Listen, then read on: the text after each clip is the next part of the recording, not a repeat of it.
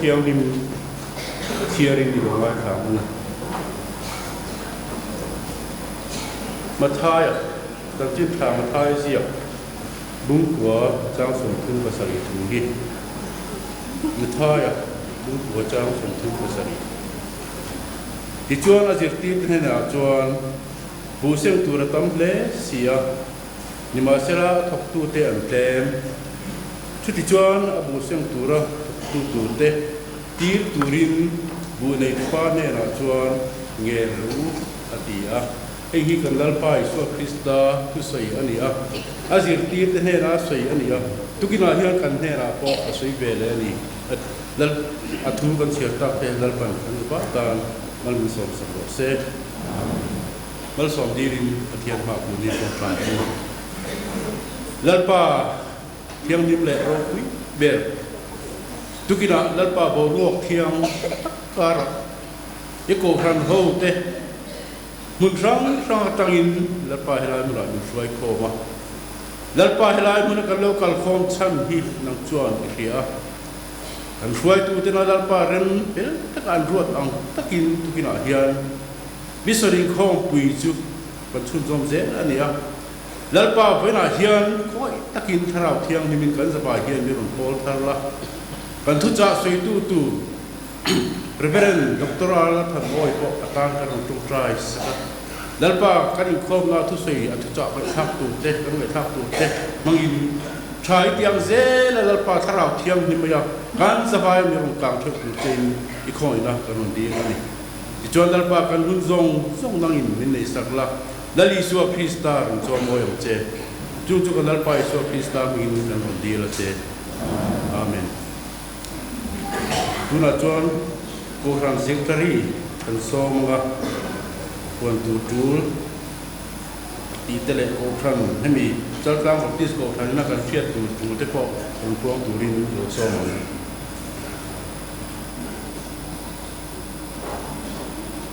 kan mi son in khom pui ani thum na kan lo mang le ta reng maya sir top za na toin kan trana no vai thum na ani a to ni ron le ta reng maya uyum don le mai gun zinga pathian in hun tha min pe a gun zinga I khom song song te nal pai su Krista le BCM saltang mingin chibai abuk chewa kan lo lo cheu ani ve khang thang in khom kan kala kan upa sinia tak te mel te po kan hua kan bel te pastor te mo le mai tukin zinga kan in khom min kai fuai tu hi upa silarin oma BCM saltang ani ani ko ran chairman ni lai ani thu cha Reverend Dr. Arnold Thanmoi ne na changin kan ngai tha anga jiktop zan le inreni sana Reverend Dorem Siama ral te ne na changin pathian thu cha kan ngai tha to a tukin zing le sanina hian Reverend Dr. Arnold Thanmoi ne na changin pathian thu cha kan ngai tha don ani tukin zinga hian zai Paul pali nei dona bongkon Pastor Bial zai Paul BCM Zemabo BCM Chaltang le Aizol area Baptist Choir te zai Paul kan nei thei dona along le mai atopa malsom trong trai nei turin Reverend B ro thang puya Bial Pastor bongkon Pastor Bial ani ang chonu dar khat atanga dar thum le acham ve chungin impol ho na biakina hian nei ani anga chuta hruai tu chu upa ke zai rema BCM bongkon ani anga mission focus nei ani anga usi lal engkima ne na tangin kan nei anga mission challenge umanga Reverend Dr. Arnold Thanmoi kan speaker in apun panganga zai Paul Polhona hian BCM Chaltang Zemabo Pastor Bial Bongkon Pastor Bial Thuam Pui Pastor Bial Ramthun Pastor Bial zai Paul panga kan nei don ani tam theyang ber Polhona tel kan tum don nia zan lampanga dar saria pathian biak in khom le anga kan mission in khom to ber ani don to a in khom khuai to tan upa h lalmon kima BCM Ramthun South ani anga te sei tu chu kan speaker ani anga Zai Paul Panga kan Beisea Ramhlun Pastor Bial Zai Paul BCM Falkland BCM Bongkon Brigade BCM Ramhlun South le Chuam Pui Pastor Bial Zai Paul te ni anga malsom trong trai na hi reven rang aya par Bial the Pastor Ramhlun Pastor Bial ani ang khom piang in tho lom lakhom ani a kan tho lom te hi BCM zo chachua biakin sakna na mantu ani ngin singa in khom te poin biakin kan sadon ani ti kha thia ila kan ipte te po kha anti thuk lo do ila thaw me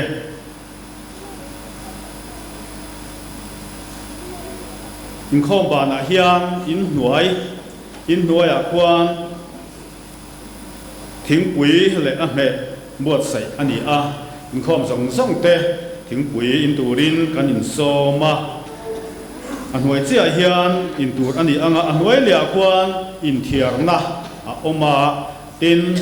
TKP lampangin photo booth an siam boka ta kwan adu tan tha ala ani tua chung lampang sia tur han puang chun som ta ila o chumi ma in kan speaker hi an nu le fan luin ran troi oma kan din tira kan speaker po kan mudong thona in hoi takin loading sela Reverend Dr. Arlo Than Moya o anu pui pi than pui an fanu la nun tluang i te te o om le mai le ni lai san khoma thu cha puang tu thu cha soi tu tur chu pa Arlo din sanga ani anga in rin san trong try in khom roi tu Rongbol tu la ro puya ral te pathian ni le hi khathar September ni khat alo ni don ta a zinga upa silarin oma ani anga zanlama upa silal biak ngura ani ang ni khat atranga ni som chung hian zan tinin beirwal thuzir biakina zir thin ani anga ring tunun ti kan zir don ani abu hi leitur alom nuala kan leizel don nia September tha inkhom khoi tu turte upa laldin moya le upa roming thanga ani anga di kon sa rongbol tu tilerin sang ale rongbol tu age learning sang ate ani anga worship team a hian team tu te ani don ani khop wilai hian pangpar moi tak mai khoi kan buthina heng hi BKHP decoration subcommittee mission in khop puitena an khoi thin ani a an chung alom thu kan soi ani pathian ni le chuan pangpar min khoi sakurin pi lal bing li ani le pi ban lo siam ite kan bei sei don ani zing tenin trong trai in khom dar nga le achan ve a tan in nei thin ani a laktuk zinga trong trai in khom khruai tu upalal ram tron a changte tholea pi zodin sangi nilai pulal than siama ninga pila ardal lian moi zirto rongpol tu si zonun moya inrin ni pilal than moi pathian ni upasilal biak ngurte anni ang pathian ni tlaya hian songhei trong trai nei thin ani a biakina hian lai dar nga le achan ve a tranin zanin tlaya po lai songhei trong trai le anga roi tu rongbol tu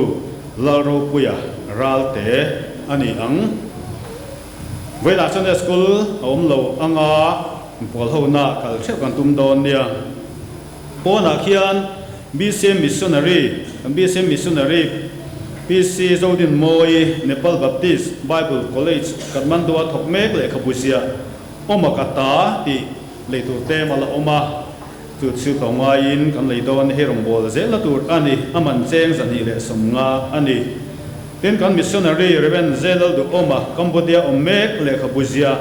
Cambodia ti chu pona khian leitu rom boka cheng zani man ani kawnga in kan leidon nia BKHP tu le fa te pol trong try tun kar lom tur zir to pi som thum zana nei ani anga ruai tu PR la lian moi ani ang veng dang atanga local in ring khom zong zong te kha tlai chei turin kan bei sei chewa tlai cho ei vula kan ti a tlai chei thei tur te chuanin kan thalai hruai tu te pona khan kan in report don nia anin cheina tur an lo sem dona hei tlai chung hei chung trai kan nei dona in throi kher po ngai lo mai theia chung hei chung trai khan in tel tau fek kila chuanin ol som le zual dona amai ro chu cho cái nge kan ti ni chuan report tin ai thei ke kan ni kha kan han puang bok ani oga chu som ni le pakwa ninga za na hian ko ran committee te meeting nei turani a kan lo sedon nia kan biakin pani na tur mual ven chal tang mual ven so lam panga mar lama son kan same ka tuna hian kan pe ve trep to a kan pe nuwa chuan chal tang ko ran poi hi kan in then ve le don ani tuna hian achung rong hoi te pulpit area in thiar na te an siam me ka tu theng te po kan ron theng trana ko ran member te biakin kan sa ni ti kha hrezel ila tilpek lam panga te atha lam panga te po trăng tlang zel turin kan hanin fui zel ani tin pathian biak in kho ma hi tam thayang ber khom zel turin kan hanin nge na cha tlang chau lo po veng thang sanga mi ta po kha pathian biak in khom ngai pe mo a chol zi nga chak ni lo in zan nam panga te ni lai za na te in ni za na te po tam thayang ber in khom chak turin kan hanin ngen le ani tin hei thu lom tak mai kan kuwa ganga kan biak in thar man tur dar thada mai kan donga hei hi upa doctor laljir moya changte ramlun te chungin min presena alom hle mai ada rapor on theng to a kan pho chwa lo menga helai hian kan da lian chak maya upa doctor laljir moya chunga lom thu kan sei tak me meu ani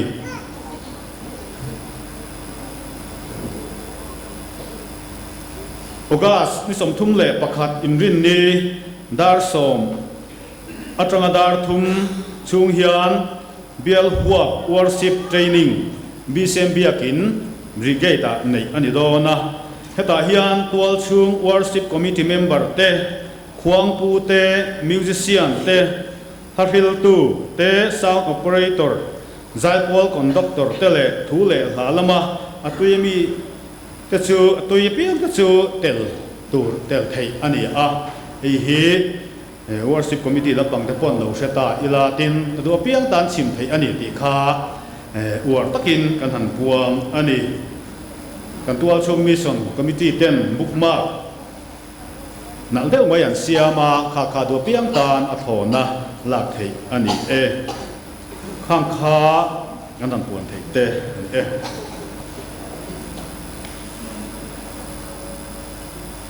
ประเทศตกเลยก็จมเลยนะคริสเตียนก็ดูนัมเบอร์จะทุ่มเลยส่งมาเลยมานะพวกหินอันสามารถมีก็สักชูเฮียนอันทิลเปกเด็กรักคนนะกันเลยนะอันทิลเปกตูร์ฮีจงตัดชัวเบียกินสักละตูร์ตาละตีอันนี้ตีคนเทียบตัวค่ะจู่บางช่วงนี้กันร่วงเบดเดมให้ละเฮียนวัวตะกินนี่ไปแต่งนู้เบียกินสากันในตอนนี้ที่แค่เรื่องสลายบัดโกทันปุ่นจักเสียเต้สู้จะช่วยกันโกทันเมื่อบัดปุ่นจักเสียเต้พวกกันเลยครับผมค่ะที่ชวนให้บางทีเราป่าสิ่งนั้นเต้ไม่ปนิอินกินอ่ะเราต้องทำให้รู้ตัวเบียมันชวนกันล้มเละซึ่งเราชวนมิสนแล้วมาไก่ไว้ขีดตู้ผู้ป่าอาเราซ้อมให้กันโทรลงจะหลังตัวนี้ก็เห็นลงมาซ้อมหัวจู่บางช่วงนี้กันโทรลงเต้เรื่องทั้งสับซ้อนเนี่ยง่ายเราดัลปันนักเรียนคนน่ะรักเส้นตุรินมินโก้เราผู้เส้นตุเตียนเล่บางผู้เต้ผู้สตาทีนประเทศปักกิ่งเราจอมวยหุ่น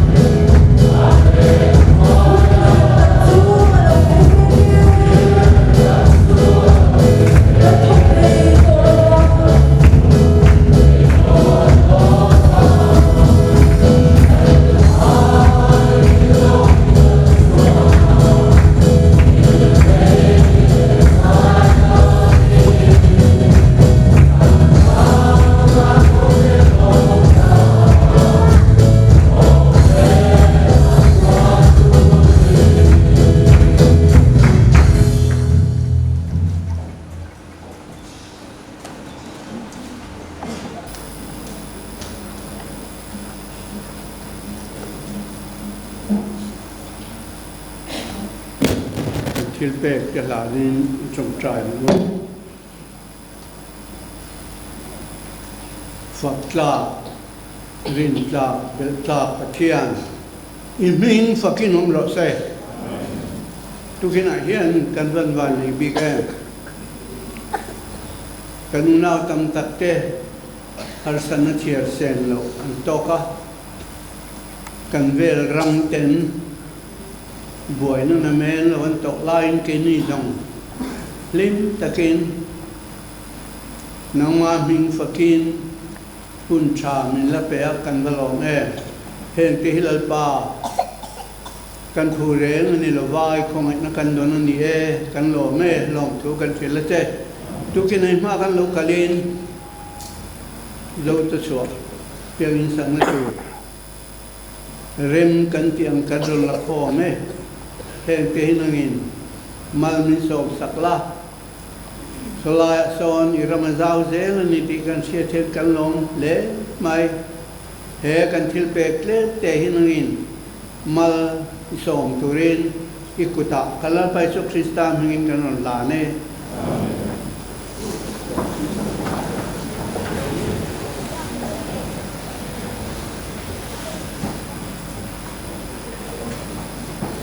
ole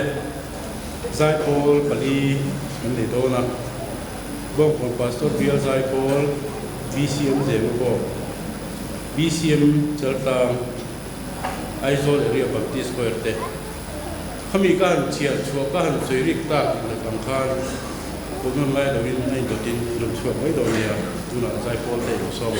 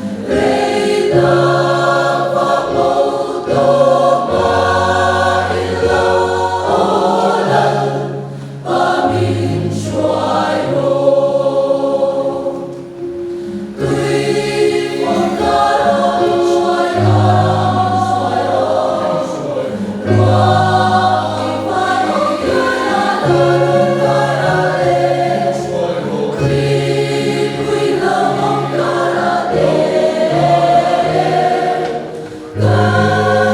to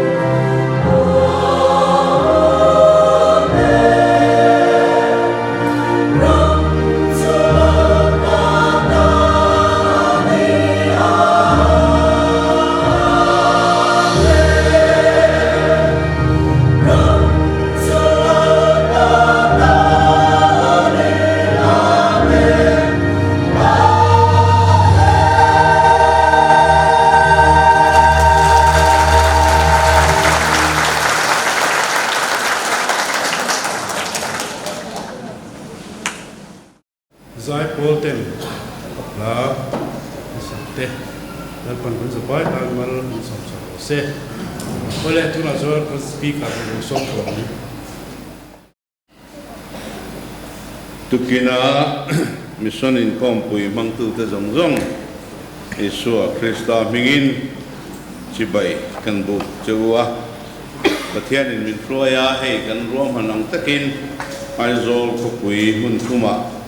bial khang khang te infinin program kan han siama kan bial pastor te upa te tua chung ko han te program enge mo sa tin lo siam ko sa ti te kan sia amaro chu mission in kom puyetan in hong takinin lo in siam rema kini kan on titlai de lek na in thei to pathai nin lo thenga kan lom hle ni ti te kha ka han soi masadu bokani ke hi chon puilama hun ka manga nizan masale nizan ka chon puilam ko in ko man thale maya zai pol in ko ma peng in pali te panga te noma in kom tholom po rin ain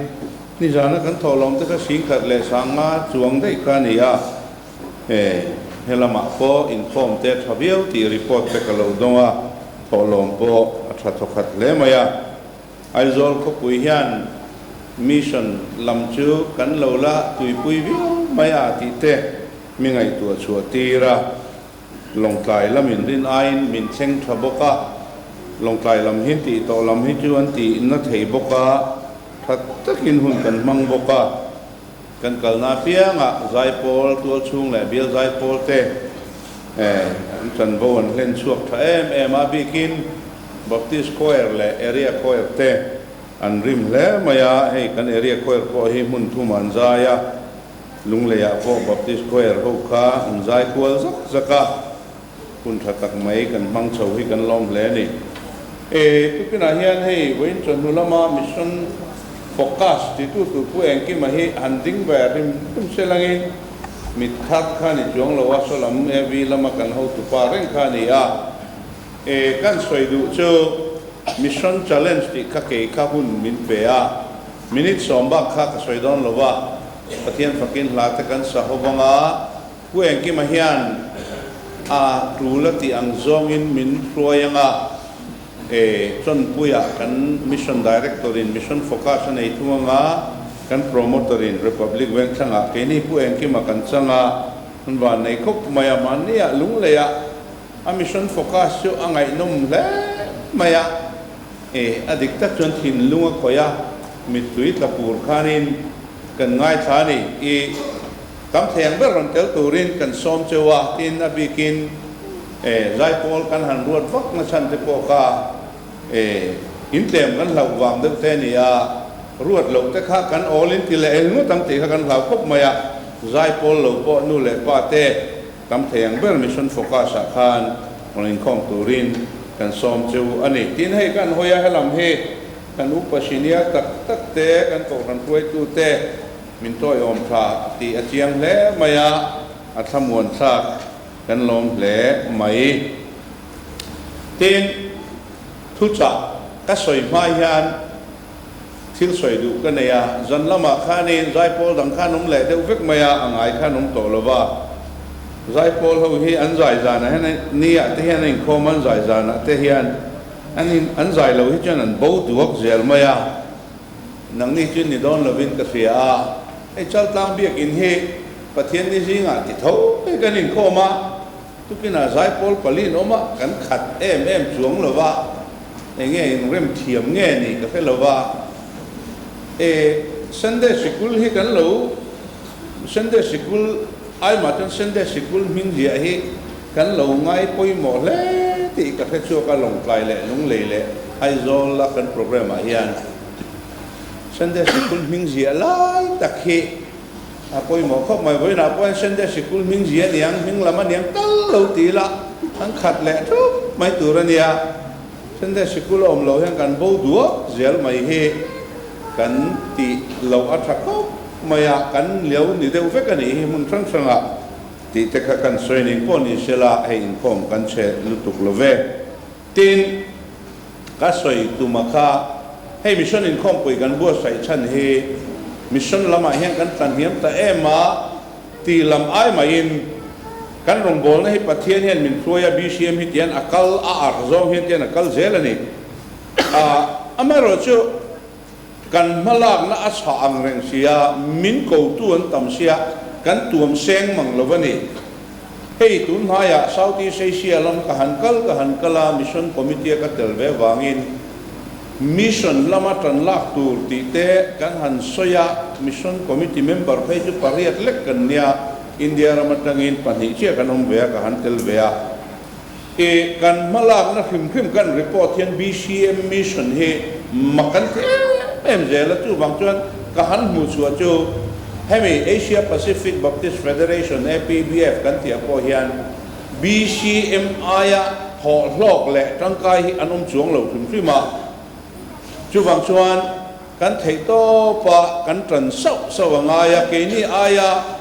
ming lang vele deuh chu Asia chuan in Australia ni man ni chu suman nga him mati lo wa chuan ami sing han tho chuwa pe chuan ke ni BCM aya tho hlok thei hin om lo reng renga ti chuan July 30 rakhan in Nigeria kopuya BWA akhan kan juk tela chu ta chuan kan BWA General Secretary Elijah Brown na chuan Africa avoi khathen na ni boka nang ni Africa ram heng mi hang ho he Bible atang hen hun poimo takin changa ten Bible mi hang ho poimo na sang ron la chuaka ten la li suwa pian tira tan chiat na po kha ai gupta nia he mi Africa ram chung thawania ti te Ethiopia mi hang rong bol na chan chin te soi chowa Africa hian chan chin cha he an nei tu ma sain nia in thu pui rei lu tu ka in tho chu pui ngai vele to zo kan ti zong te kan tu soya African ho ti pur ko maya ta chuan group kan in thenna chuan ke mani mission ho dan frang te report kan pe BCM mission kan pek chuan ngai no man ti le maya kut ten beng dur ra vena hetizat member ina ngani missionary sang khat le za thum chuang kan hantir chua ka kan rong bol dan kan englo pe chuan engemo contact number te min dil ve sapa chu tiang khop chuan hemi Kovel Baptist World Alliance kan ti Kovel level a po hian hemi convention emo council emo ko khan church kan ti emo mala chuan ke ni aya tho lok chuang hin lo om mia lo ti ka mu chuak ve a sumle pa ya kan ni chu dollar lam nei an nia an nga em ti ni maya ti lo wa chuan pathian hian BCM te hi mo purna sang tak min pe ti hi chiang em a tin thalai te level a po hian pathian in hei min hung chuak zel do ni ka ria kum tir lama kita Malaysia Melaka a thalai conference lian tak maya khanin hei kan nula esterite sangpui te ho te po chan bo pui mo tak takan han neya Vice President Jacoba an han sanga ni te hi tangkai le maya kumina pe chuan zai khoi turin ka fanu te non thang vea thalai level a po hian baptisian kan khruai tho BCM hian kan khruai don tan tlatin ka ria kan thalai te I harangu rong bol na tur Southeast Asia kian en hong na salu tuka at na chu Southeast Asia kan ti chu Malaysia ni mo Indonesia ni mo Singapore Philippines set Mongolia po ni sila kan hankal hi an mani na me mohimin tinga maya enge kan tang nel nga la min lo an ni pun min lo po nga la chu tiang te ni bang chuan tun tu makan mission in khom puya hian zon kan ne ni kan zon chu pathian nin BCM te hun poi mo tak nei min ko wa kan intil ne silawa ti me ho hey foreigner pe chuanin missionary he kan nei te em Cambodia lal do ma te nu pa le rel kimi kan nei ni maya tuna tent making missionary turin na thial nula le tangbal pakhat kan bu sai meka thale kan tir lenga aram leilunga thasia pathian thun dong song thasia ti chuan heta arakana ni se anin hong ma tuna hen thok tu mon zo la te nu pa le boile nula pakhat chau kha kan neya pali chau tiang te kha kan neya he ta Africa rama zukalila Kenya buat te nu pa le Mary chau kan neya Ghana remla la te chung ko chau kan neya ข้างกันโถนะข้านินกันอินได้เราลุดตุกห้องไอ้ตะกินมินนตีเบลรู้ตีเรงเฮนี่ดิฉันนิมินเปียงว่าอยากข้านให้กันนัร์สนุลาซามิจูมาเลียถกตูรินกันตีเข่งกาเวเลียอันนี้พวกกงเตบุมบอกแล้วไม่มาเสพประเทศนินช่วยเข่งเวเลียตัวชุดที่อันนี้บางส่วน BCM มินคุมินามิชชันนารีส่งปังกันเลโดนามาเสส่งปังกันลักข้าปฐุมข้าสกิลหูตานันนี่อดังส่งปัญหาข้ากันหันเตียงอ่ะเสียตีตัวตาแต่กันหันตีกันหันเตียงอ่ะรำปนลำปังคัลตูโปหักันในเลยมังโดนหรือว่า BCM missionary เนี่ยซุ่มงอตั้งเฮียนกันอินตัวมโจโลลุตุกาช่วงบางส่วนกระทุ่มหัวแห่งนี้ก็ด่าวักนัชันโจจานอินคอมต่อเราตัวแค่นมเละตัดตินกับเฮียอินที่ขันจันตินกับทุสวยเปียงหันตาลันกระดูวางอันนี้full time หันอินเป็กไม่ตัวฮาร์เวนี่โมโกนัสเซียนที่ปงไงfull time หุ่นปุ่มปุยปะเทียนรองบอลตัวละภาษาในมีอะไรตัวละโมขัดยังตัวละหันอินไงตัวขัดจวนฮาร์เวย์ sacrifice ตัวละทำมันนี่มาเสตัวน่ะเห็นซอนกันเนี่ย full time นี่แค่เรา short term กันเตียงจีกันนุลาเลตั้งว่าจะสิ่งอะไรอินเปเทฮีกันจงเจ้านี่อาจารย์โจให้มี BCM มีนะ headquarters สินะ missionary กันลักกันจอมอังเข็บนิลงคานตัวชุ่งอินาติร์อังชีเตชุ่งกอมลินาติร์อังชีเตเตียนเฮตสกุลละมินะ support อังชีเตจิตติตู้ถัดทุ่มเล็กกันถกเวทียง mission field ถัดทุ่มเล็ก experience กันในเวทียงเตียงชีข้าอินอมชวนกันมาโมมันนี่เอ็นติร์นานจงเตีย BBS จงเตียจากมหาวิทยาลัยสกุลทะลุตุกไม่กันเนี่ย admission ลักเซนเราตุน่าเห็นจิรไลจังเวลลักเซนเรากันเนี่ยนี่กันสกุลินะจงวังเราว่าชุดตาชวนสกุลเรียนลุตุกา mathematics จิตติตุกันเนี่ยเราอาจารย์โจกัน mathematics จิตติตุกัน training ง่ายเสียมุนดังมีหันพอยดอนินที่ขานอรวกเสียอันมังอังลุตุกตุน่าเห็นอันจงสมัย BBS ตั้งกันสกุลชั่วจากมาคริสเตียนปอนิโลกาเจอีเนี่ยกันสกุลินะมาโมเจียกขันอัฐินลุงคอยเวงังนี่จิงการาดาสริตั้งดาร์กัวก็ฟิสคัลมาจงที่กำลังจิตตีรังเตียอารมณ์อินเปเวตุปนิจูจุดเตียงเตจุกันมาโมดานันนี่ทริปุระกันมาโมลุตุกอรุณชลากันมาโมลุตุเตียงขันคัมโบเดียนิเชเตียงขันมินอาวเรงะเฮตาอารักันละมานิเชมินอาวเรงะชุดเตียงบางส่วนกันดูแลเลยตั้งวัลเตจิงะทารุกเตลมิชชั่นฟิลเฮียนทารุกเล็กให้มีกันนำหูมาก็ริจัลหาชุ่มกันปุยเวทอย่างเตียงจีเตคะกันมาโมมาข้าคุณจุมาเฮียนกันรอนจงเดว่าตีนข้างหัวข้ามานี่กัลงดเทนนี่หรือว่าประเทศตานามีนเปชุ่มกว่าโมกันชุ่มกว่าเฮียนขัดทุ่มเล็กจุกันเราจอมเวงเตียงจีเตคะกันมาโมนี่นาร์สกันมาโมลุกตุกบุกตุนาเฮียนนาร์สไปจูโพสปนี่รวกซาเร่งนกขาเทโลกันเนี่ยกันจงเมกานาร์สินอมเพจอนกันโกงมาเจ้านี่จูเราอินไฮเบลหมดแต่วูมันเนี่ยลงตายกันคอมปุยชวนินรัมตูเจียเตกันมาโมดานเตกันสวยจูอินคอมบานะนุปขัดเฮียนินโอนาร์สกันเนี่ยกัลกดูลุตุกมาเซปัสฟ้าไม่นี่เราวินตูเทงกันในตัวก็ช่วงเทตัวเราว่านักกุมไม่กับเป็นส่วนนี้ตัวก็จังไกตัวโดนบกสีเราว่าช่วงชวนนาร์สินหูพอดชวนกายกัลเซลกัลสมเวทุวังเตียทอลมิรอนเป็นงานตุกไม่ดีเตียงข้าประเทศรำจูนะอันนั้นสัตว์บางกันหันจงหมดมูลนิธิข้ากระทุ่มมารวยแล้วนี่ข้าและสวยโดนเจ้าเนี่ยอะไรทุกินะ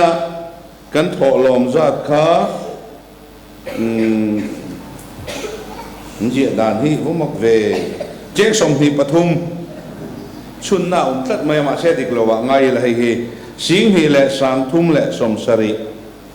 กันง่ายอัฐเลไม่ถอลมพออารมณ์โอเมอะไรประเทศถูเชียรีละทินจูสัวจูอลาวปะอลาวตัดทะเลไม่อะทินลลปะจูอันเฮนะอิลาวปะอินอิลาวตัดทะเลรัมลาจุลักตัวอะไรทำไม่เสียเห็นกันตาระเขียนรัมลักตัวลาจูตีเตเทนันดาเทนัจนรัมลาจูตีเตอมาข้าขจูเลลินอวาร์จนทักเลลุยไม่เนี่ยดังลำนาลเวเฮตาจนนั้นเราตาดิกทับเปประเทศถูมุนขัดดังละเมกเชียร์เลง mi pui in thu rei to sia khongai takin hemi ka thiar chung hian ding turin kan som du chu ni Luka bungli chang somle pasari toblama tang hen kan chiarange tin le khabujial chu phela he thu jiak na lai hi achara hei po hi achara ti ai ma chuan le khabujial chu aphela he thu jiak na lai hi akeu chuak nola ti jok teng riang vai ten he na chan chin cha fil tu rami ro ta wangin lalpa tharau chu ka chunga om ani chuan sal ten he na chu na thu le middel ten he na midwan nei le na thu soi tur te ti du da tuak ta chu ti na tur te lalpa lungoi kum thu soi tur te in mitirani ti he pathian in thu kan chiar kan zawai tan mon ni som sakro se I chong chayang lalpa kan mission in khom pui top ni min phoi thenga tukin ni ro pui taka I go rante mi heti zong he helai huna hian min phoi khom le lom thu kan soye I ram tu zia le ke ni BCM te min ko na hi khongai takin tukin a hena tharin min fiat non tir le ang che lali so Krista mingin kan dile amenก็เฮเจ้าเดี๋ยวเล็กตัวให้กระทุ้ยเฮก็สวย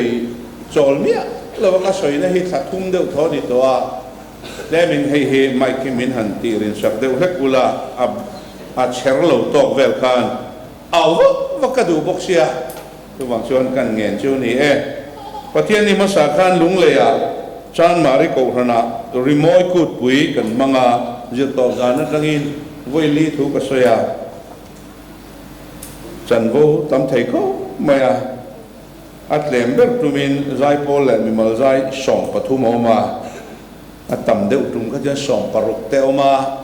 ถูกกันสวยเวลเดียวลักบกแน่กันบ้าใจไทยเขาไม่มาเสกันริมเวียเวให้มิชนินคอมปุยในเวอาวันนี้เล็กสวยตัวขจรรินอายินเอ็นซูมไทยแต่พอฮาร์เขาไม่กันเราละเรย์เด็กเล็กกันอีกคนหนึ่งเทียมมังอามาเราจูพี่ดาส่งประกาศเล่จันเวเปลเล็กก็สวยเรย์ลุตุกเราตัวรักอินไงรำละตัวละจูละทำไม่เสียรำลุจียกันเสียอินกันยังไอ้โซลเขาปุยเพย์จวนรำลุจียเฮเจียงไม่revenue หัวอันบวยปุยเบอร์ revenue วินาอันบวยปุยตั้มเบอร์ตัวรำอินจูจุงจ้างอันนี้รำฮิโลมาคบมากันตาอันนี้ชวนกันอินติทูหลักมากันตาจินกันเชนนมเต้นฟิตขัดเล็กมอินจิสอมอินจิงาเล็กปอฟิตจันเวเล็กปอนุนลักชวนอินชุ่งกว่าและชุ่งกว่ากันอินยังไงนี่กันอินกาวน์ตร์งัลทีน่ะกันรำขักันเฮาน่ะมาอินจิขัดเล็กอินติบัวยชุ่งกว่าและเชนนมข้อเวงอินติเชตานตั้มมาเฮลายสกอมเวชุ่งกันบวยปุยตั้มเบอร์จูรำจุงจางบวยน่ะอันนี้ไอโอตูกันนิเวศเชียโกตากันดิ้งถ่วงเร่งไม่เชนอมเตนกันอินเนก้าจางอินกันโกรันละมินกันเหลวกันเนก้าจางอินมินเหลวเนก้าให้เฮียนรำหลุดเสียอติเชียงเขาไม่จู่ๆเขาเวลาเฮียนอเหลวในฟิล์มจิมไม่เขาเวลาอินโดนาตั้มเบอร์ฮีอัชันจูรำอินจูจุงจางอันนี้ตัวน่าอิสราเอลและฮามาสอินโดนีเซียเองบุรุษติดไตละกันนั่นรำตุนมาโมเซียประเทศนี้อับราฮัมเนนักเป็กอติอิสราเอลฟาตนั้นลวดตามาลวดตู้เลวอมซีขามีอินจูอินโดนักเซลเฮมีนักพินหินิตัดมาวันนี้เฮียนจูรำอินจูจวนให้ฮีอ่างงอันนี้ทีนตัวนักเขาเวลาอินโดนักเรียนตักเข่งจะพอฮีรำทุบวยอันนี้ฟูไหมเขาเวลาแรงเฮียนรำเฮเจ้าตักในมาเซลันเราดูโตเข้าหลงมาอเล็กซานเดอร์รูปุยชวนรำข้าเจ้าเจล่าเขาเวลปุ่มปุยละกตุมาลาเจ็บอันนี้จุดที่ขบชวนรำมาจะว่าไม่รู้ชื่อหุ่นหัวชวนเขาเวลารำเจ้าตักในข้าเราหูเจียตข้าอาทิตย์โดนไหนอาทิตย์สวยเตอันนี้เวลา Napoleon na he chu tiang bok te nia ten mi zo te na kan soilar em kumpinula ram kan ti Britain mo ram kha khovel ni ta seng lo wa ro an rel kha ni bermaya tiang khan ram an zau pup pa ram hi an lo du tok lo zela ten tun hai maya chuanin hey Gulf War te kan fia Sadaman Kuwait arun thut maya arun chan chu Kuwait ram lei lung hau sakna oil le khang kha ot lat maya kha a ob be thei chuan khovel dang kha control thei turi nei ngaya chu chuan fiar venga wangi ni US letran rol puiten reilo te Sadam chun tuk zal le ta khania eng wangin nge heti tak mai ram hin in chu kan ti chuan chan sang neya pakhat na chuan an lal na an power kha ti zau zel an dua an ram kha an ti zau khan an boundary an ram ri an han son zel khan an lal na kha apung zel don a zau zel don ti na ni tin panhina chuan a ram lei lung hau sakna oil te niang lung hau thei te po niang khatiang ang kha an ramma an rin lu thei chuan an ta ani dona chumi ram lei lung hau sakna in chu wangte ani dam puya tin ram an la khan an tumber chu kha an wala ram le mi puya te kha obbea an thun hoya da an rong bol tura an du an tir chiata na siam kha an tumani chu hemi Britain kan ti kumpinula ram zau na chan te po khani an thun hoya khan kan kun zela ni kha kan chung en zela kha khovel an control an obbe na chan te po ani o me ti chuan ram la tura an man ro thaber chu an sipai chakna ni sipai nei thale sipai chakapiang khan ram an la zau maya amara chu tun lai khovela chuan sipai nei that ngot kha lo ni talova sipai nei tam ngot kha ni talova enge ni tun lai ral thuam tha weapons kan ti ho khang ang tha nei piang kha an lo hlom le ta Israel hi an tlem em an ramate em ma se engatinge an thenom ram le nam lien le chak pui tam tak khuan an ngam mang lo kan ti chuan an ral thua ma thae ma tun lai ber chi kha an nei zel sia chu bang chuan juk be ngot ngam khan ni lawa chuti kara apalien ber USA kha phena hello tang ve tun reng bok sia tiang te chu ani tiang khan an lal na ti zau zela ram leilung hau sakna te an ma ni ta na neya ram nei tu dik tak te chu obbele an thu noi da kha an tu mania chumi kheng tu chuan sipai chakna te ral thuam tha te economic power kan ti te chung te chu an ram lak na man ro thaber per te ni thu thung hui kan han ena Israel fa te kha pathian in ram apea Abraham ne na Genesis book so pani chuan ram kalapek turche lampanin kalrole antia Abraham chuan chu pathian thu tiam chu len chua tumin anu le pa te chen na te nge ni lo in ben belvena akom fo john zong kal sanin kanan ram lam kha apanta khania chu Abraham ne na thu tiam chu afapa isakate Jacob paten hena anin khun chong zela tiang chuan pathianin kanan rama khan khoi lu tuma amai ro chu kanan ram pathianin a pek chan hiu mani hei hi an fellow fu maya chu pathian chuan an hriat lo hlo ma wangin helai hian ti hian chiang takin asoya kan chiar lo kange Israel fa te hian pathianin a khoi chu chan hi an thei hil fo maya lalpa in pathianin an ho chu sak nu cheu chuan kan fel na wangin he ram hi in lu turin lalpan min hruai lu tani in riu ruin ti hau su heng ham te hi an suala wang zokin ani lalpan an ho chu sak don cheu ni in fel wange mo in riu ru dik e wange mo in an ram chu in lu don lawa heng nam suala wang le lalpan in pu Abraham te Isaac te Jacob paten hena che chama thu ti het turin lalpa in pathianin an ni chu no chu sak cheu ni zo ke pathianin kha kanan ramami te an ho chu na tur chan le Israel fa te na chura man lu na tu chan chu Israel fa te fel le an that wang po ni chuang lovin khami lo lu tu te kha lalpa du lo tu he ta kan chui ki chuan pathian dang nei tat tu ten ni wangin pathian in khang ho kha e ngo chu no chuak turin atia amaro chu kan chia de chuan a final a chuan Israel fa ten chura man lu hnuah chuan lalpa pathian rong chawan bolanga yewe a chau chuan pathian nung ani ti ten puanga an chevel le khami rama cheng ve midang te khan pathian nung rong an ron bol ve theinan mi te tana eng ni turin Israel fa te kha pathianin a thanga nima sala chuwa than chana chu an theingil ve fu mai ni ti kan huwa voitam tak sala te khuainan oma anin fiat chua theinan le pathian laman hoi le theinan pathianin an chunga kut athak fo ni ti chuan kanan ram an lu dona chuan Joshua hena pathianin ti hian thuaron soita a Joshua bung som le patuma kan Joshua chu alo upa in atar ta le maya ram la chu lak tur la tam mai sia ram lak tur la tam mai sia ti ma che kan hu chuan bung som pan hi to bera khan Mosia hawat an lo me to te Joshua hawan he to te chu lal som thum pakhat lai mai kha an ne to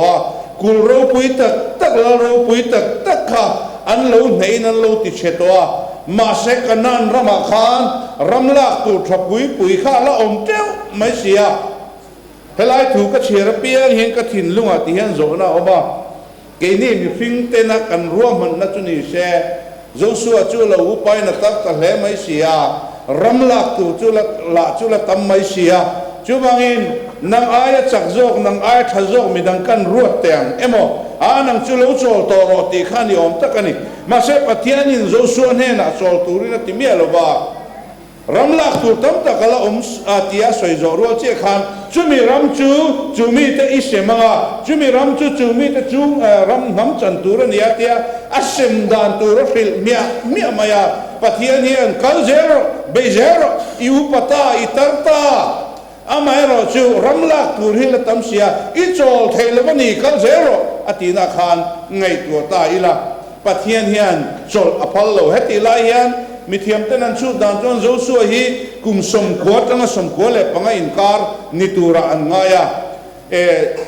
kale pa hian Joshua hi upalek ni nan soya kale pa hi ti lai hian kum som ri le panga ni toa ti chuan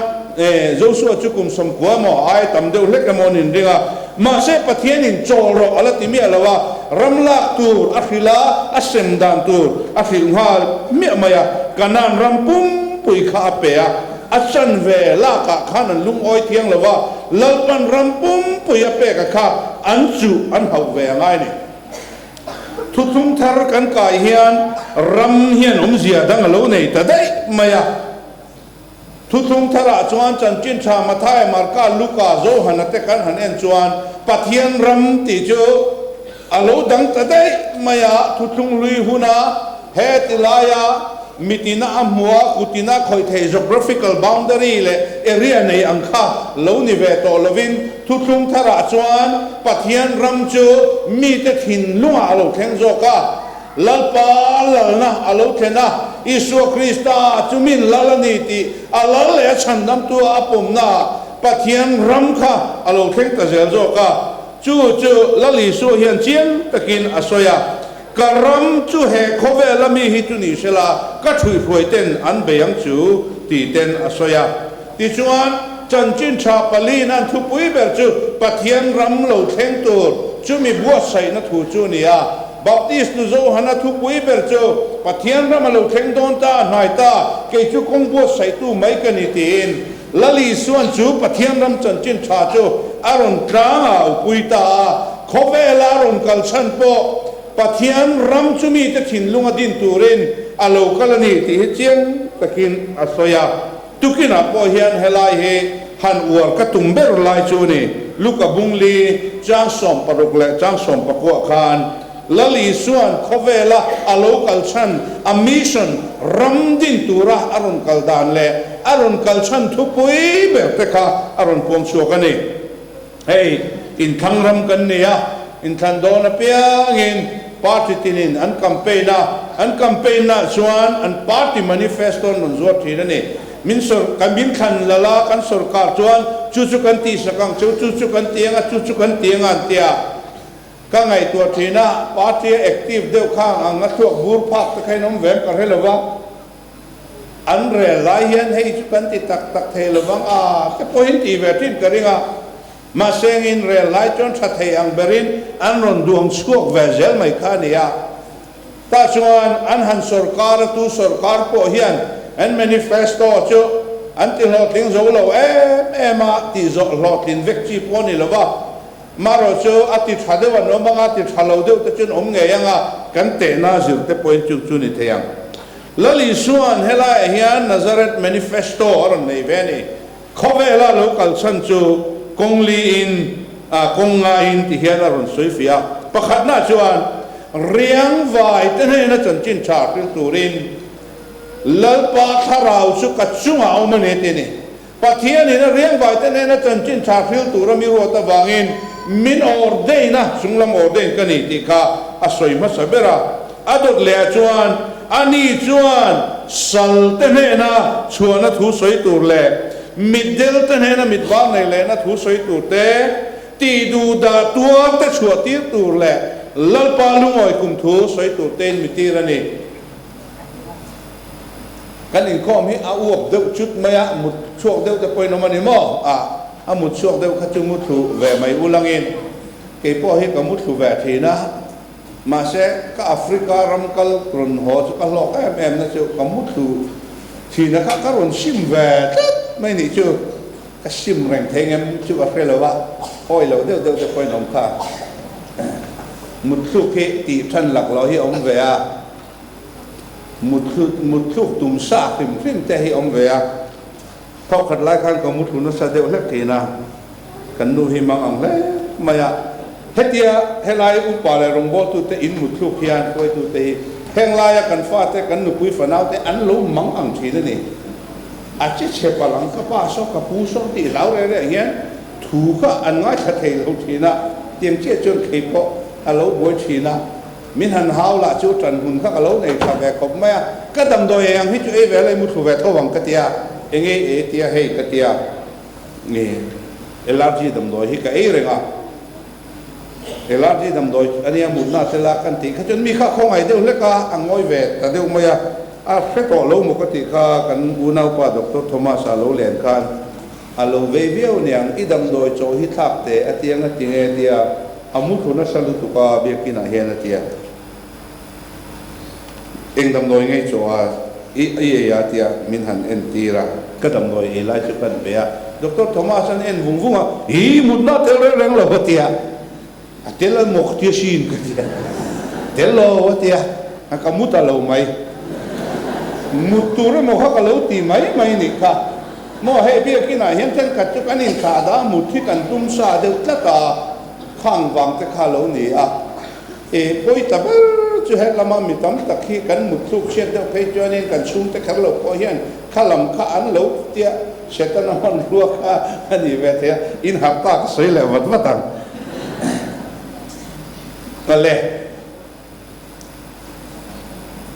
lali so lo kal chan he aro pui ka ti ko ma he khovela lo kal chan a mission he lali so mission lo he BCM in mission nang kan nei the lo re achan chu mission chu mission day an tia missiology so chuan God's mission pathian mission ti na ni maya pathian mission lo hi mission dang hi kan nei the lo re ga chu bangin baptist ko han hi chuan kan pathian thu pui ber chu mission ania pathian tir pathian ina angai poimo ber khovela chanchin chatil he kan thu pui ni turania chu bang chon BCM chon he chanchin tham tin tan te kan bia kina kan tar kula tam tak hian he lai tara hian kan lunghi oi deu ringota a chanchin cha tak ala phelo po zuk vei lem lo ngai to lem lo hian bia kina tara hian kan lunga oi ta view mani o ti te ka ngai tua i ti zom te hian ka soi ni chu baptist ko ran nia mission tui lo hi im rem lo te ka te ne a chan chu baptist ko ran chu mission ni na hrim liao pu buang le sa pu pa anei zon na thalu tu kan thiam na tha sang lu tuk te ron kal sana in hemi India rama po kil khor pera Mizoram anon lu dan kong mak tak te Tripura te Arunachala ten lu thua ka lo nar kher lo se la chon Mizoram point non theng lo mai te mak tak mai pathian ne ron hruai lu dan te anni na ko ran din ti phat atanga mission ril ru putura min bo sai dan te aro puilu tu kane sangka zakwa pathuma pu bonga le sap upa he lung le anon thenga lung le anon lu khanin Christian teman lo om to ne reilo te a Christian hogan in tu khoma sangka zakwa palia khom puyan han nei ve nei chu an la tem khom mai chuta an khom puya an agenda pakhat chu ro pui ka ti ema sangka zakwa palia kumina in khom puya local Christian te hian na kumin khom pui le mi pakhat tal isyo ke bula kan fluai tu rani ti khani tok mai chu wangin BCM hi mission atui lo thelo ba kan tui tu rani kan thu pui berania he pathian thu pui ber lali suang ai pui mo ber he BCM hian number 1 kan nei seung chuan kan ko rani anu renga athang zel bukang he pathian ina ngai pui mo ber aya ke mani in chek vur nai mo mission lamlo kanin engemo neu thil ho te chuti lama kanin vur vakani chuan ko ran he thang zela alien zela kan bia kina tha zela ni point kan ro tu langa reilo te chuan ko ran khoi thak taka kanom ve amai ro chu he pathian ngai poi mo ber hi number 1 kan la da chung hi chuan harsan na te to mai la pathianin min phoi zelang te hi karing ta tani lali suan khovela local chanchu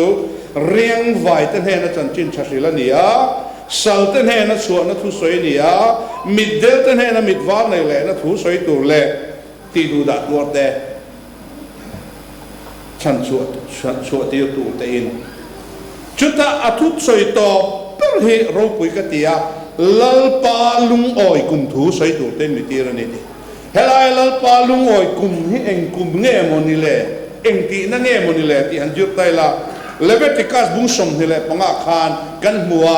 lalpa lung oi kum man ti thu thung le chuan jubilee kum khani chuta chuan ngai nom em mai chumo jubilee kum chu in long tur ania kan chiar ma nge tin kum som nga na chu in lo manga ram chung zonga chuan chuta om zong tan he na zalen na thuin puang tur ani jubilee kuma chuan salin ei ni point iswa tur ani jubilee kuma chuan mi tu mo lo thu noi deu emo khatiang ang in ei ni pon chua tin nge tur ani zalen na thu in puang tur ani tina dok le chuan intan jubilee ni nga mitinin mani tangai inta le thewang te ni chu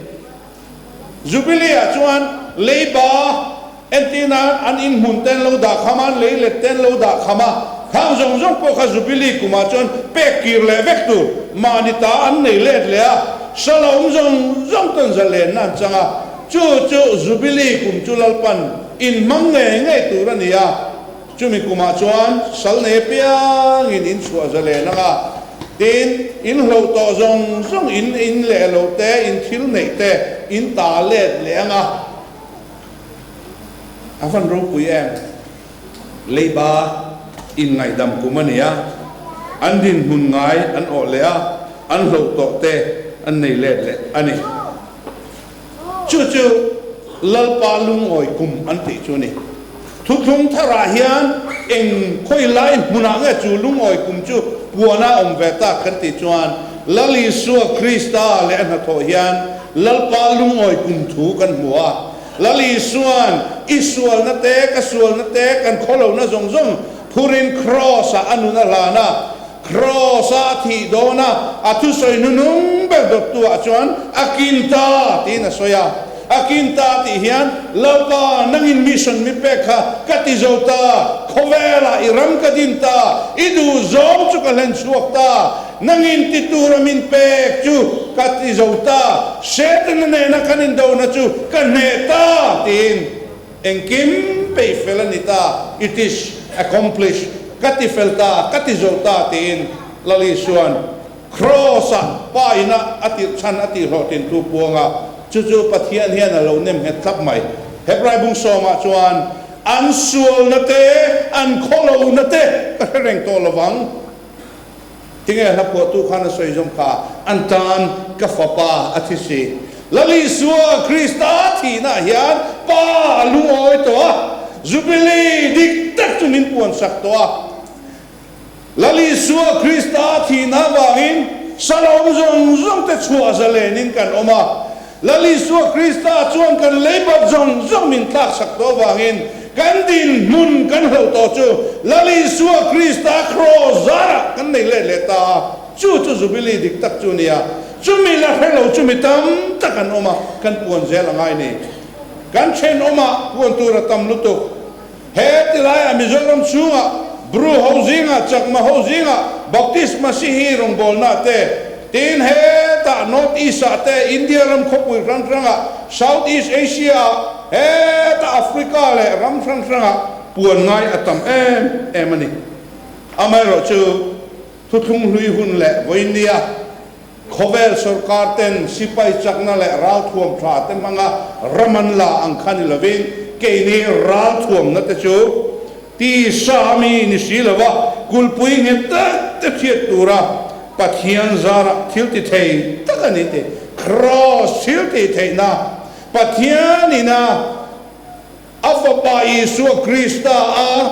kan suang na le kan kholo na zong min chin fel sakna he cross thilti thei na he kan man ro thaber chu ania chan chin cha ti poin asoi theyang chu chan chin cha thilti thei na mang chuan sala phura zong te kan phelangaya chan chin cha la khavelo pathian hi lungoi to ne afapa isu krista kan ai omin pe ka hian van pathian hi lungoi to ne adam to ni ti la khami lo ten hena hian khil tur tam tak kan ne ya ti tur kan wanga tak em heti zonga han soi hi chuan ram thim kher kan kok thei to lawang kan chen oma ani lo le tunge riang vai ti te hi salati te midelati te tu te nge ni taksa ril ru tharawa chan chuak mai te re thei ngoi te suwa lawanga liam tuar te rui hlavina phuar be te chuak mai te antam ema ti du da tuar me te sualina liam awanga vungle luk te heng mi te na yan lali suwa pathian lungoi na tu hi kan puan zel angai ni atop dera chuan BCM hian thei to pin ma kan lavea sang ka zo ko som thum le pakwa tang khan mission he kan kal pui ve to a le ma chui ril do phei chen mi ba po hian an tia soi tu chu tam mai ma ro chu atak taka kan assembly kan ti na kan han tir chu a chuan sang ka zo ko som thum pakwa te a mission lama tui kuk le takam kan te bru le chakma zinga te kan han luang chu ka ti chuan chu mai du tok lovin raba ho zinga kan han tira tripura kan luta heta north east assam phai mun sang sanga kan luta ti chuan heta central india te kan lut vezela west bengal te kan han tuam le a ti khan tuna phechon north india mission te kan ne ya jarkhana te mp te tiang khan chu mai chu ni lovin India rampona Cambodia te heta Arakana Bangladesh Nepal te tiang khan pathian in ramri min zau sak zela chumia kan field director te kan da ba ka chuan partner anga kan tho SIM ne na kan tho na tan ten heta Thailand te Indonesia te Kenya te Africa Ghana te missionary kan nei ta teu mai chung ho chuan thei to pin chan chin cha hi an fila keinin helaya trong trai na nen thil pek nen kan lo support a then khat te phei chu india ram mun sang sanga field te to in kan missionary te work camp dai pui ten thei to pin kan tang ani he kan ti thave khop mai amaro chu ramlak tu tam ta kalo mani manilo ka arunachal pradesh field pathum ka han tloa chuta ka kalna pia nga chuan association kan tho pui ho tu ten min lo dong so missionary BCM in min pek te hi kan lom lutuk amaro chumo kan in dai lo lutuka chuta po chuan thok tu lom lo chuta po chuan an la om lo min pek bel thayem ti ve mai khania phurit takin ka honga kan han kalvela khopuya te kan han kala tlema thing tlam dewa te kan han kala jin ko nga solai khuwa soi muemen tia o muwe so somo christian pakhat man la om lo tiang chi kha antamem ema helai thu kan chairman ni naron chia chu hen ka thin lunga khoi em ani bu seng tur tam ta ka oma na thok tu an tlem sia na thok tu te turin bu nei tu pan hena diru ati kha when I na thok tu tam zo kan mamo BCM in a headquarters in a missionary kan lak kubina po som panga kan lak le tur pathian zara dil tu hi som lirwal kan nei le mai ka ring tam tak rong bol chak em kan lak sen lok te khanom le don chung ang engeni khatia anga BCM in a ngeta kan lak ni silo na china kan soita kum khat lek tharuk lek kan pui venge o a ka result ha chung kan pui venge mathematics te chu ka thiama lom khonge ka zu pui nge ti theiang chi te kha kan oma kan in thom chu azung zung lo chuan kan malak na tur he acha lu tu ka kan missionary te in pek na te ro pui le mai he tun haya Myanmar boy kan free a ti hian mi pui sipai le a tangrol pol le sipai anin beirenga a tiang hian anin kap ul reng mai ka ne mani loka kan missionary ramdin pui boi chuan miron phone lai chuan hey karon hove lok mai don me te e ngatinge katia e kan khuain kap na salut tu ka te kan in phone lai te chuan bom hiri ul maya ani lo le in om nam hun te hlom viu to em katia missionary pol dang zong zong chun hove to tia chuti churon hove phot mai ro katia ron ho na tuma akong zong zong lo block le to sia kan trong trai chút dingo ta mang ra tu van nei thak takin tu na hian kalaya khami pui pol khan an lo thunun le to lo zalen le a ho na ngai le lo te tia ye han kan nula te silai mukara bomkara rongan bola ti chuan an field director mon zola chuan a kan om na hi om ngai na om to lo sipai hon ron kalandu za za thin ron man ringota sipai an la luya mechia nupui pomlai nei pon selo andu dun proyan sual ringota chu wang chuan a hlom lutuk to a engtinge kan ti don ron tia iron hove mai don me katia hon chu ka du si lo watia engtin ngei ti ang katia renguna kan hanin suan ri khot mayang chu tia e committee kan in ron vata renguna jon lo hanin suan khot mai ro katia anni ringot hanin suan thelo hostel kan zir lai pakua kha suan tel an lo mai le sia chung ho te chon chom tu pon nei manglowa in thar han lo te ngaya tiang khan arakan lama te mak chu khami in do ka ra khan ring thar an nei chak si ni chu tak chu pathianin heng te man rom hang mek ni ka pia tiang chuan kan in dai lo thul hir mai he min lo au pui tlut mai sia chu wang in BCM chu mission ko khan kan ni kha tun ma de phei chuan kan no pan lai han ti ve ngel te ko han pol dang hianin mission ho an ti re reng chon baptist soina nia chu bangin baptist ka chu mission root mai turania kan hanin zirtir na sakopa helai ka es lai kanin ki ti lai manipur ram ri de ki han fang ve a coming chu ka sailo maya khokil khor de pakhata khan baptist ko khan lo ding thar ve a member la chun thaje ka zale som ni vel kan nia biakin sakangaya tia kan vat to chu an biak in ka sakha lo ngai to lu tu ka bong in tia o hinia lo on bai to ti hia amma kan ron ti pa chuak vet hi an lo baptist ve ko pa amma kan tu lai ben ran na ka zia po ni lo rang vai han rong lien to kien mitin ta tu chan chin cha ti han lo zia ve ka tlem chan lo khek sual de lek ni kan ta thi ma se chan chin cha lai ta ka khachen war ve to vin ka sia aziak dan tu dik te kan im silta ma se hei ai zol kho puya ko rang ten tanan la tu na phei chuan biakin thatak mayan non nei ve to khatiang khan tan lak na tu he tam ema mania ka soyan khan Nigeria kho puya BWA meeting an thu pui ber chu in fui har an tum chu African ho hi hak to ngo chân chín cha hi adong ma satu kan nia kan thut pui rei lu tu kai kan chiat pa ni chu bang chuan chân chín cha hi mi ngau ten he na tang chawin kan dong tu ra ni lo ti te kha an la thu pui ve ni chu ta chu na ni report ka pe khan ke ni BCM chon missionary min chu san na re to ke manin kan be ve to a tu na hen chu ti za chu missionary kan ne ya mu chu tiang za ta chon rong kan bol ni kan ti khan ngai nom an ti ve em a tiang chuan BCM te hi khovel mun tina hian kalpo ni la pathian hian min lo van du em ka tia Kenya kan han chowa chu mi ma chuan BWA kompoya mi hang ho zinga rong engeni hun kan han man na chuan ro pui ka ti em je tur tam ta ka oma mi engeni mi re theile hausa kar la ma a hausa te chu he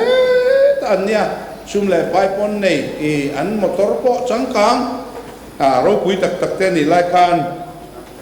are thei ho chua airport apo kalila cheng khatte India cheng khat chu an tan chuan in cheng zale somnga vel ni ve mindil ngo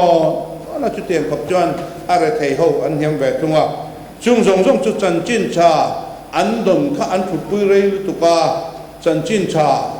me cher kha an ma ni in nge ni nuan hung zok te in chom chuan te an mang lo lu tu ka chung te chu a chan ni nan ma ni po khan an soi ve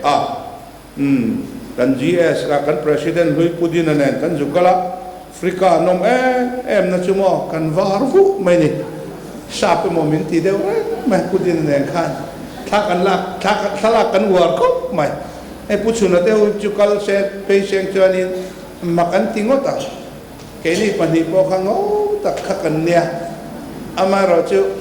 an fak em na chu an num hi azang khai em hey ti nghe hi om ve lo an ti thau mai han mui la hi good morning how are you an tian nui sang ve ka pudin ne khan ma eng khan nui ve de run te kan han nui ve la chu kan thin ri ma mon ti bok shi kha ta kan ren ko ko an ni chun zang kha ya hun toi te kan manga pathian chu bai bu ka ro chu ro pui ka te da kar chan ve worship kan ne thi na chu ta an pastor piang kha zai koi tu khan ni ha zela thun soi hian ron zai to pa keyboard tum tu na ron rema music ron rik to jan an phutei lo an dinga ti hian hallelujah thank you Jesus praise the Lord and the sho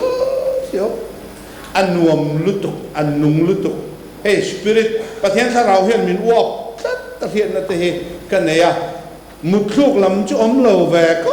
ma ku lam chu an nun hi an nung to ma ya cái này chú cần kalphung cần worship kalphung te po hi ni lo fu lo te po ani mai thei cái này kan han chowa cái này an feel kami SIM an director khan in da kar khat min ko ma chu ta chuan soi ngai no mati nge ni soi no mati em chu Mary le bo sai te nu pa kan da Mary le bo sai te nu pa ang he mi zo hi dang pali tal ni non pele ula chuan Kenya hi chu eng pop pang ati ve ni chu kan missionary te ka than ti lu tu ka an chabo ka ni Mary te chu an tongan thiam zian mai chu mo mak ta ka ni bo da la chu kan kala kholai kan kal na pianga ku anu ya ti khana bethei fe kan nu pa in thian an siam thiama rongbol tu thalu tu mai khu ta khong kan lo ne ya ka zuk soi wor na chan kha ta ka ma tu nai ka zuk mu wangin ka zuk soi wor mai kha ni chu wangin tu na hen bua ta phei chu mission mobilization an tia Kenya ho mission kan harve theina an tia mun tharan din ve ta chon director turin team leader an da tikhan syllabus te siama an mani mi hang ho kha intur chu tumin tu na hian an fui ve me ka an mamo la taka 82% Christian an ni toni Kenya ku ma se atak tak Christian chu 2% chu hote an director thadaya chuan thadaya mizo tong ka ti ve me ni kha thadio sakania bible la thadaya kan ti me kha thadaya chuan ni 2% che Christian ni atak tak chu aba khijanan ngai tu lo reng atia chu Somali nam hel hovin an ron lu chil boxi an chen chil boxi Somali hey TV kan mu ra thei no pang lu lok lil le che deu re thei deu hi kong si ran tam lu tu ka ma se tiang mo thin ni me lo nia millionaire an om chau ni chu hel ho jing a hian in ro pui tak tan nea e khangan in te khan leya engeni pin engeni room za chuang tan ne chunga chuan tlema retheya ko poisa nei ve deuh kha an luah tir ta sum siam nan an manga an hausak em na chan chu hel ho khan sarkar kha an vo thina an thok puya ti khan khami poisa kha khang ho nen khan an in sem thrin an in tia chung zinga ta chon meri ta chon roman bola direct in pathian thun soingam silo ti khan mun ten thia puya ti khan thia nan siama kholai ten kala khatiang reng renga rong bol ta khan nia kan rong bol tu te an fak em hi amu noma angai noma sia ta nuama heta south east lam kan han kala cambodia kan rong bol tu te ho te an lo du ema nikuma nepal ka zukala nepal baptist church council te chuan hemi in missionary ang te hi mo minon pek bel the lomi an tin ngoya kangai to na chuan bcm hi pathianian mission a hian min du ve tata min tir tata kan ku ta hen mun tam takhi oma chung chu ramlak tu tam tak te hi kan thei to pakan be a lalpa lungoi kum thu lakhelo te lali suwa krista hian pathian a lungoi to a zalen na fom ki man nei to a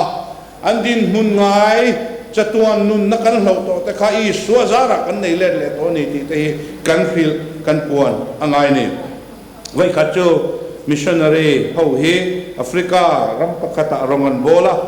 an ngai thathale maya to pa chuan an lalpa hobin baptisma an changta baptisma changturin tlar pu man lalpan ma ruaya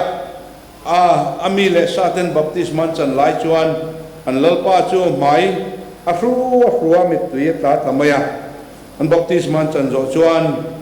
lalpa chu an zo ta missionary ho chuan inga tinge imit tuye batana sa velti chuan chu missionary chuan chu african lalpa chuan voina chanchin cha iswa chanchin min khil hi engtika nge insia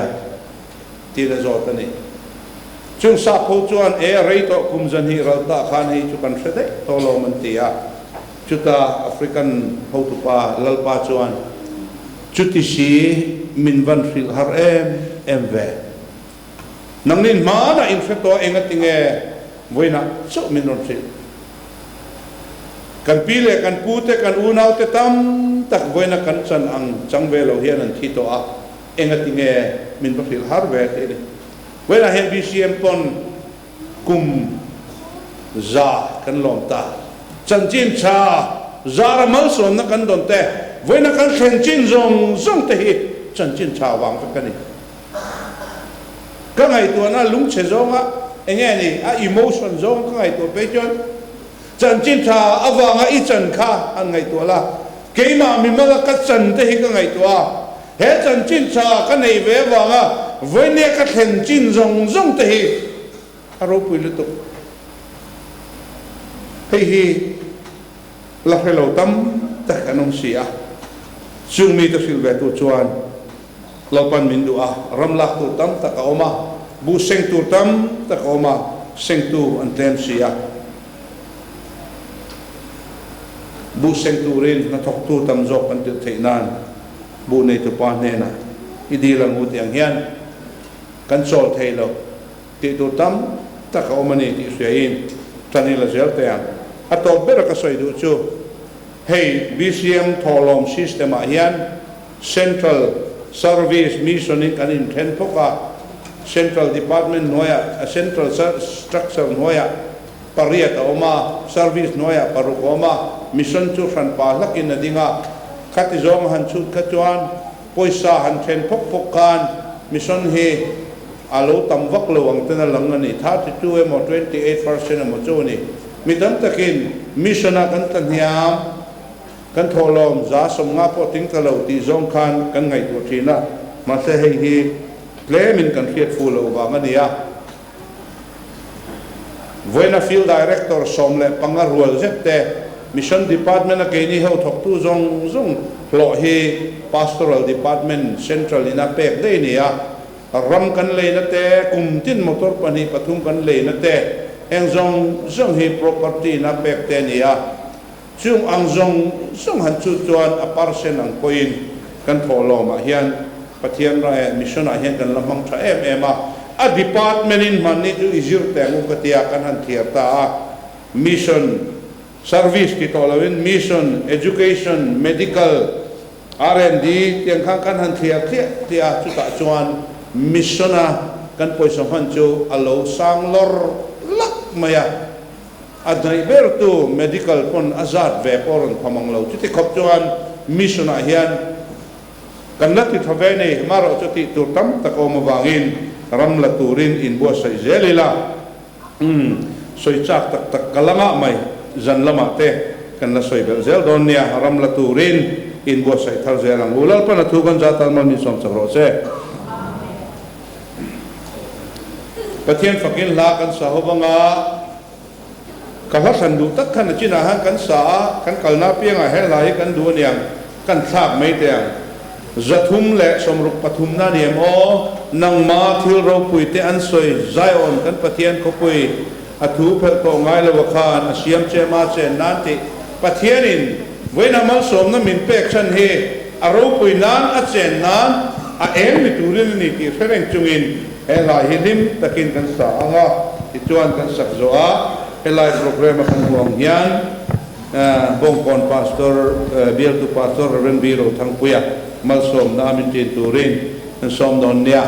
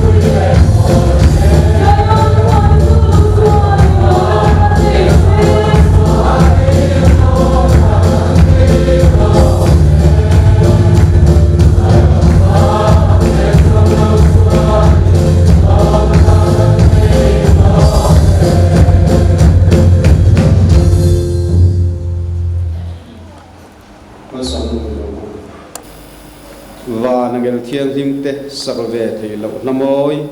chan dam na la không ai na wang so wa thi sen ti thiêng lim na kal tanga kan sak ve min phal sak tu kan pathian ne na chok chuan choi moi na te thu nei na te thil ti thei na te ro pui na te vak na te chatu nin om sela chu chan dam na la chu la ve lo ten an lo khiata la nei ve lo ten an lo neya la chang ve lo ten an lo chan ve thina turin nun che jiale trong kam chuak la thil ti amoi takai lan tira chumia zara he khovela hian kan pathian ram chu alo zawa alo hia alo lan fia deu thina turin kan lalpa Isu Krista ne na ta khongai na te pathian kan pa vanami min mangai na tele